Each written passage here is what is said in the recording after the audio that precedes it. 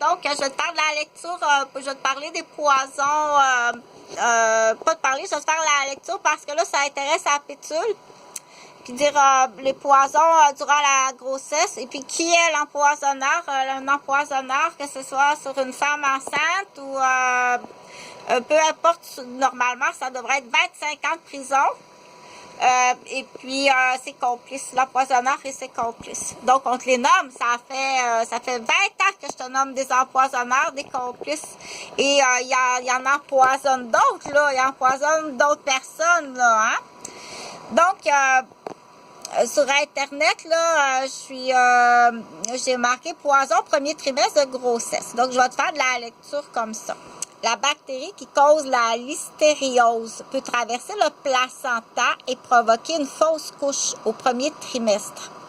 Si l'infection est contractée plus tard pendant la grossesse, elle peut causer un accouchement prématuré, la naissance d'un bébé mort-né ou une infection grave du bébé, une septicémie, une méningite et bien entendu. Donc, prévention des infections d'origine alimentaire, c'est pas ça que je veux lire. Grossesse et infections alimentaires, la listériose.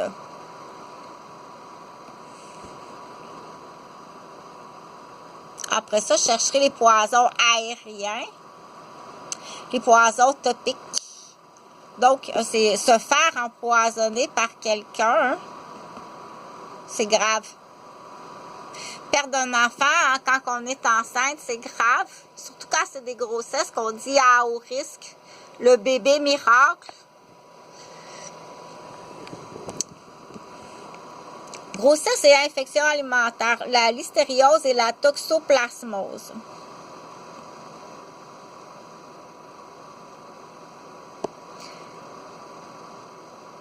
Dans cette fiche, quels sont les signes d'une intoxication alimentaire? Conséquences de la listériose et de la toxoplasmose. Comment prévenir la listériose et la toxoplasmose? Donc, on dit intoxication alimentaire, mais ça peut être poison aussi. Celle-là, c'est la... donc, ça peut être un poison chimique rajouté dans une boisson. Ça c'est Sébastien à côté, mon voisin de chambre, placé par Pichette Ferland, qui avait ça dans ses affaires personnelles, dans ses achats. Donc, dans cette fiche, la listériose et la toxoplasmose sont des intoxications alimentaires rares chez les adultes en bonne santé. Toutefois, les femmes enceintes sont plus à risque de contracter ces infections, car la grossesse modifie leur système immunitaire. Si ces infections surviennent chez une femme enceinte, leurs conséquences peuvent être sérieuses. Quels sont les signes d'une intoxication alimentaire ou d'un empoisonnement volontaire? Je répète, empoisonnement volontaire.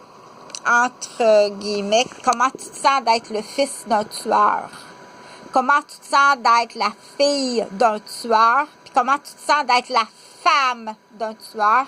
Comment vous vous sentez d'être des parents d'un tueur ou d'une tueuse? Parce qu'un empoisonneur ou une empoisonneuse, c'est un tueur ou une tueuse, un assassin. Un groupe d'assassins.